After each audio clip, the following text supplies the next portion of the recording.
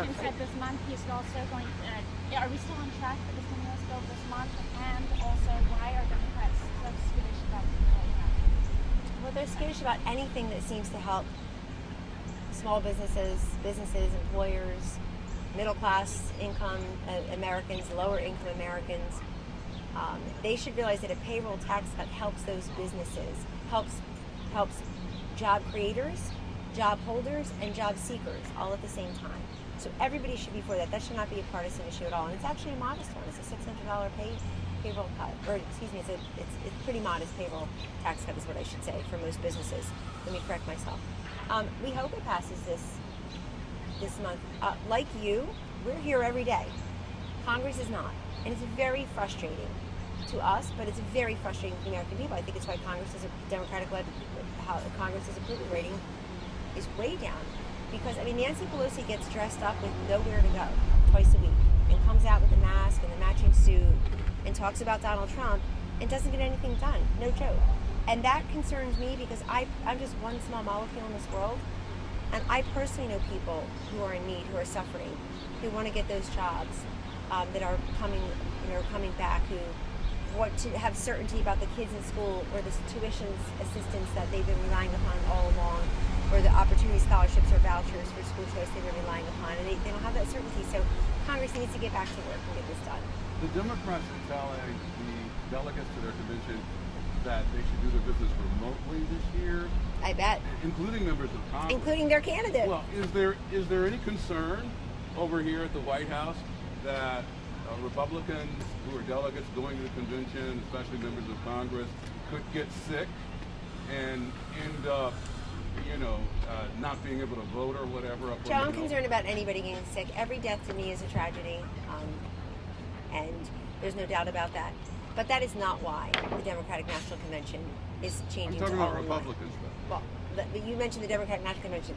It's because they got a candidate they didn't want, who doesn't match this moment, who took 1 year to become the front runner again and had to plow through, not that he did it very effectively or quickly, but he had to succeed 25 other Democrats who did not want him to be the nominee.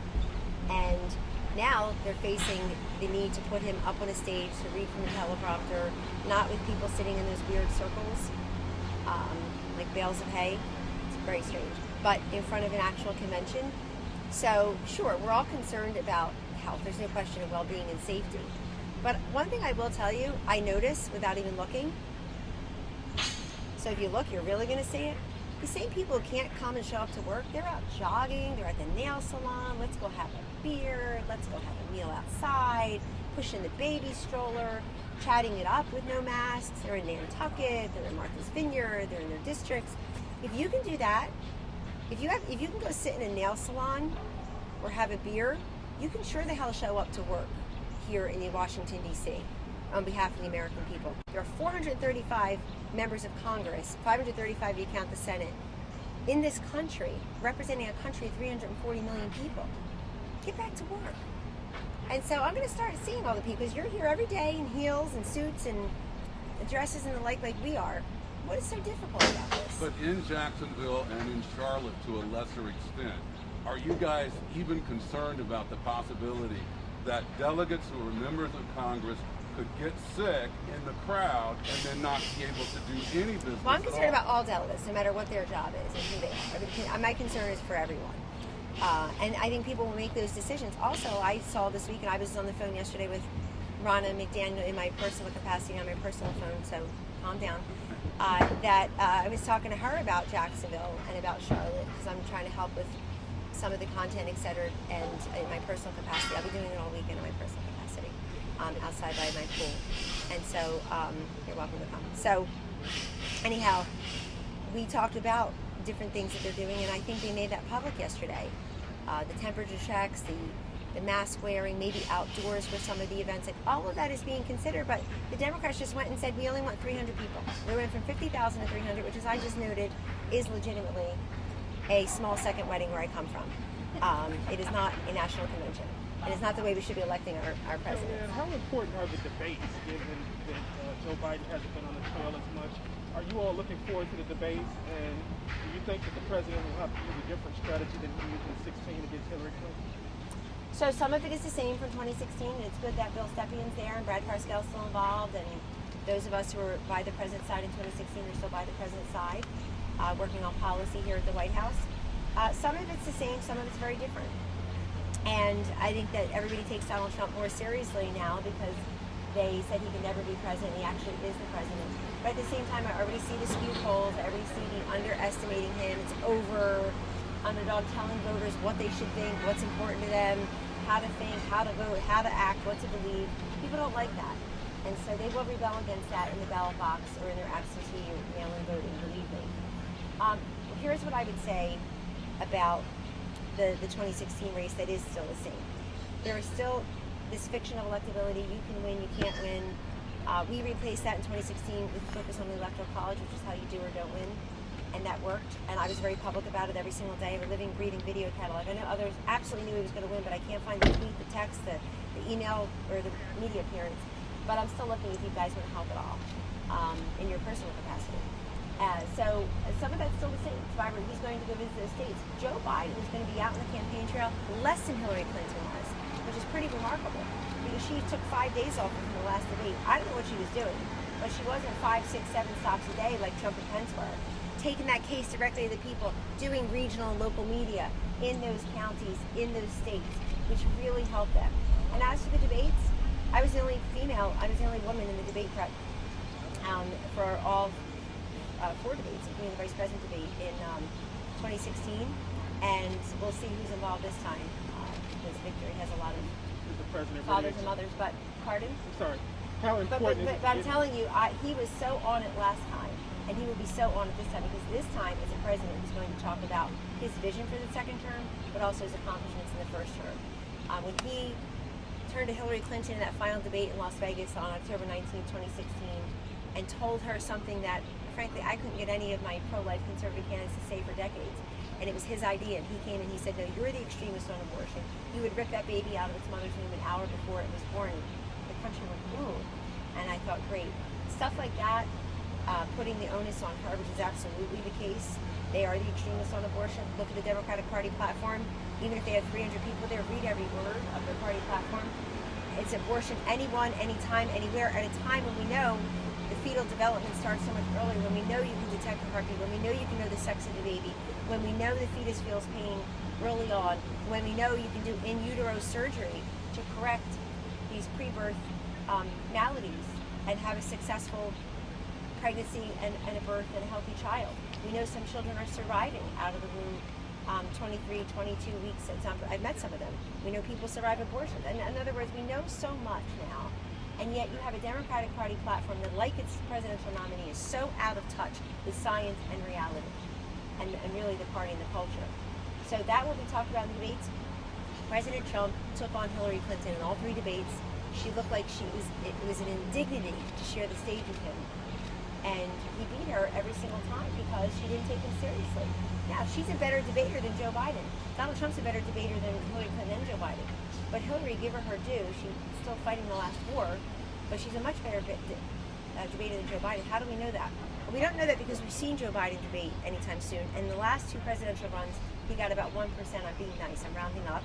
He got 1%, so he didn't debate anybody. The man in the mirror.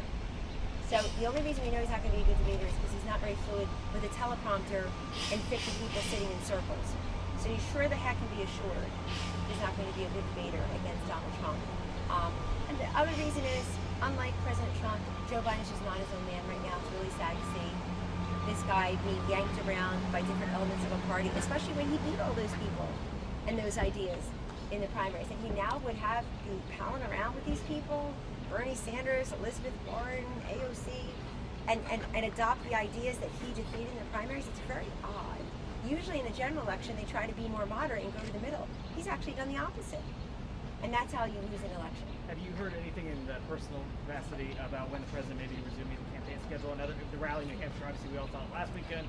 We thought maybe this weekend. Any sense of? I love the president's official events. So I think when he goes out, he was in Georgia this week, 2 days ago, and talking about NEPA. That may sound another government acronym, but it's so meaningful, Mark, to so many Americans who are so frustrated by consumer irritants like traffic and congestion and potholes and bridges and roads in disrepair. So usually that falls to the state and local governments, no doubt, but the federal government has a role in that.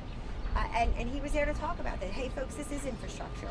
Hey folks, we should not be behind in years and in some case decades on our infrastructure and our roads and our bridges. And I think NEPA is a big deal. When the president does dereg events like yesterday, you bring 3 people up to the microphone. Nobody cares what their politics are. I have no idea how they voted or if they voted at all. No idea. Was he not supposed to have a person from New Jersey because, quote, the political people say it's not a swing state? Who cares? The guy said thanks for dereg because my grandfather's business, Cambria, that he started, I can continue because of the dereg. And he had somebody there who had suffered under the ridiculous WOTUS rule, Waters of the United States. I mean, we have, it's like POTUS and VPOTUS and SLOTUS and FLOTUS, and we have WOTUS. It needs, Waters of the United States was so important that it had its own rule, its own acronym like that. It was hurting property owners. And you had a guy there yesterday talking, you had governors talking about dereg, you had the president talking about telehealth, telemedicine, which has been a huge boom.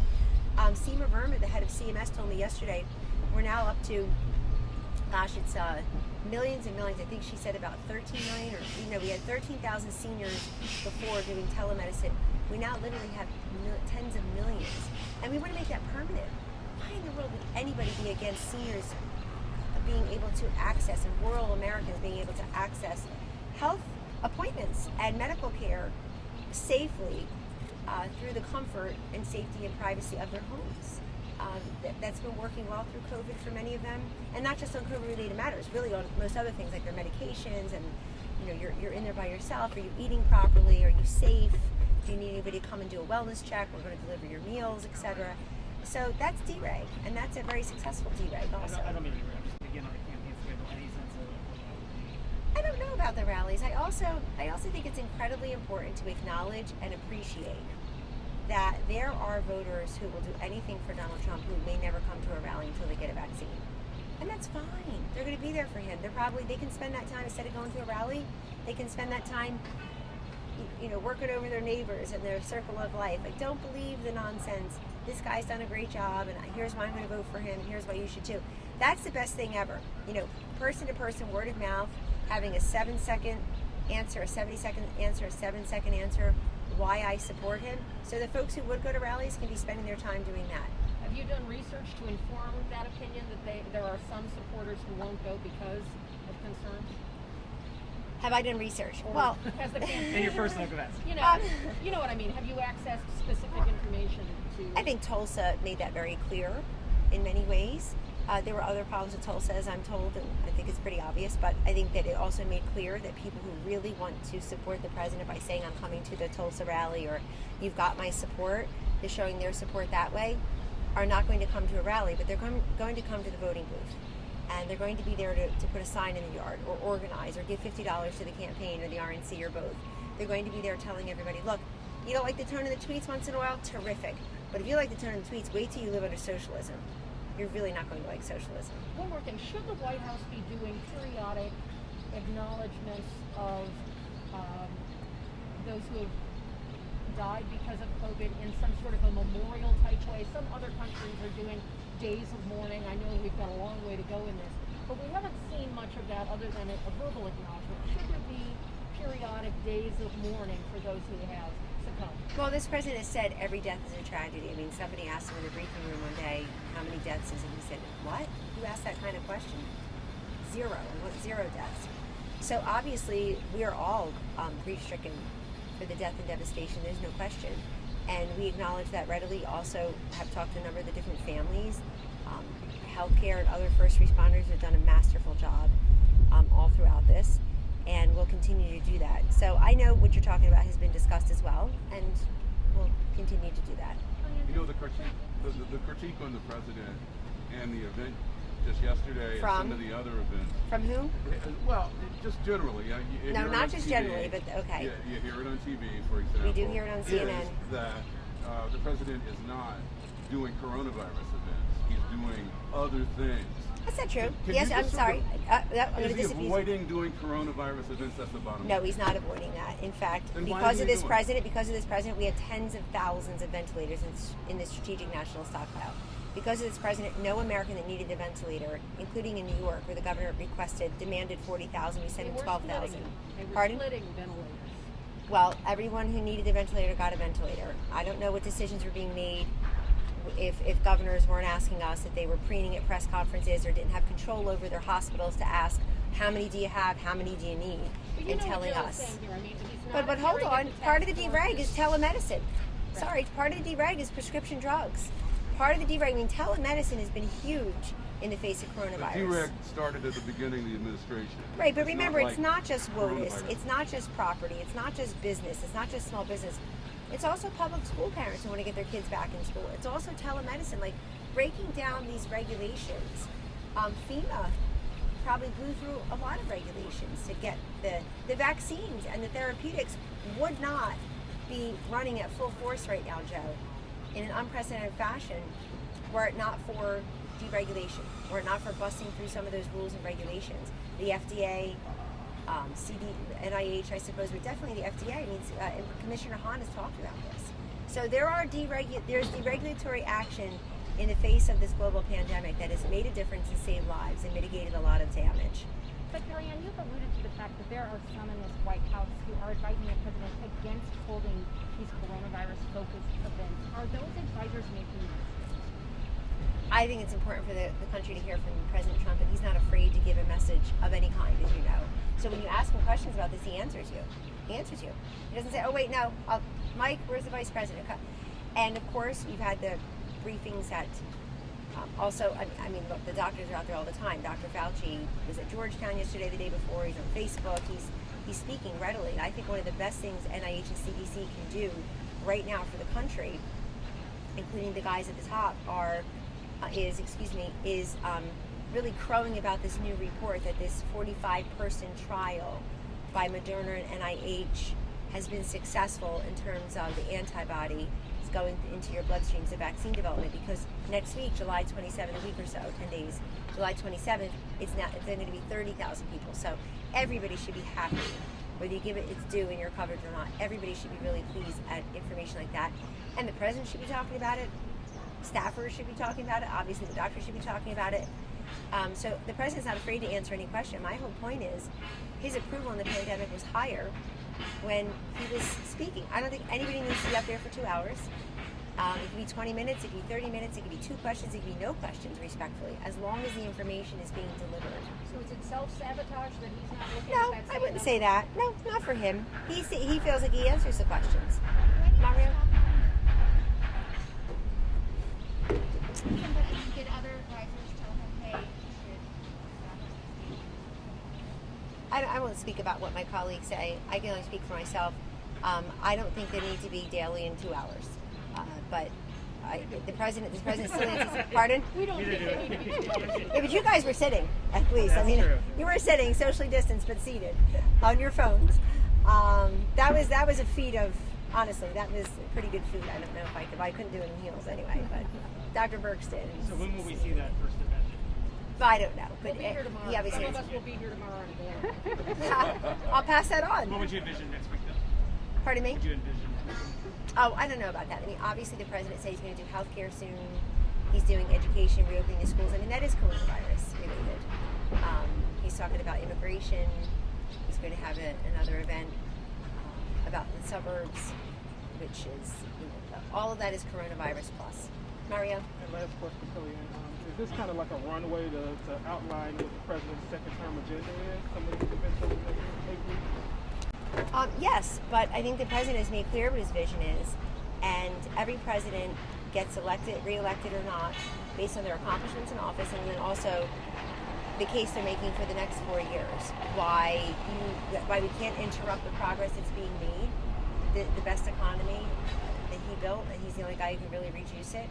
Contrast that this week, and all elections, are choices and contrast. I cannot think of a bigger contrast. Even Hillary Clinton, I was out there every day showing the contrast. Hey guys, we have a choice. It's this and that. You're not shopping the Soviet Safeway, folks. You have a choice here, and this is what it is. And now you have honestly a bright line contrast, because Joe Biden's tax plan he released this week objectively would raise taxes, has a twice the number of Hillary Clinton, $4 trillion. An effective tax hike on 80% of Americans and businesses, rolling back all the progress. So there will be a contrast, And we will see that, and I think the president will talk about that. He'll talk about how he's the healthcare president in also surging the vaccines and the ventilators, but also surprise medical billing, transparency, insulin being $35 copay maximum for our Medicare Part D seniors, kidney health, transforming the way we deliver kidney health, the associated health plans, really restructuring and helping to strengthen the Obamacare exchanges of all things. Also, I said the associated health plans, but we also had a couple of other measures that help get health care coverage for people who were left out of Obamacare, and they don't get it from their employer, they don't get it from Obamacare, they don't get it from the government, and so giving them other opportunities. I think the short-term limited duration plans is one, for example. So he's been able to do all this on healthcare. I position him as a healthcare president as well, and ask Joe Biden why the big lie was told right here 10 years ago this past March. You couldn't keep your plan, you couldn't keep your doctor, and no, everybody doesn't have health insurance 10 plus years after Obama-Biden-Care passed. So, and people, they rely upon their jobs for the health coverage, which is why, and I was part of those discussions, which is why early on in this pandemic, the decision was made to make the testing free for the uninsured, and then make the coverage free for the uninsured, the COVID coverage, the COVID health coverage. And then you had the major employers, Blue Cross Blue Shield, Humana, and I think United Healthcare, but you can look it up, came forward too, and they cover about a third of America. And they came forward too and said, we're going to cover the COVID expenses. Things like that are huge. And those stories will be told. Joe Biden can't compete with that. He's just going to say, but Trump. We're going to say, thanks, but Trump did all this. And he'll talk about America's place around the globe and how different it was. And China's a big issue. I've seen in lots of different polls recently, more people, particularly women, focus on China than ever before, and they're not happy. They know what happened with the virus. We weren't told the truth. We certainly weren't told the truth by the World Health Organization, which we pay close to $500 million a year to get the truth. The modest return on investment for Americans, ladies and gentlemen, we should all agree, should be getting the truth about a once-in-a-century pandemic like this from the World Health Organization. But they're mad at China. And the president will talk about how he's been the toughest on China. And he will continue to be tough on China. So his renegotiated trade deals, the 200 plus judges on the federal courts, he's going to come out with another list, he says, of Supreme Court justice, or a modified list. That was huge in 2016 for him. I know that firsthand. I haven't seen Joe Biden's list, but if you need me to scribble a couple names that I'm confidently sure he may have on the list, he may actually put Hillary Clinton on the list just to get her to stop saying she lost the last election. She's going to lose this one too. P.S. I predict she's not going to win this year either. And so I can imagine who's going to be on. He's going to appoint judges who are just going to make up the law as they go, give into political pressure, poll numbers, special interest needs. And this president has elevated and confirmed to our federal bench, 200 plus judges who are interpreting the laws it is written, not making up as they go along. So there'll be a great contrast. Thanks so much. Always nice to talk to you. Thank you, Stephen.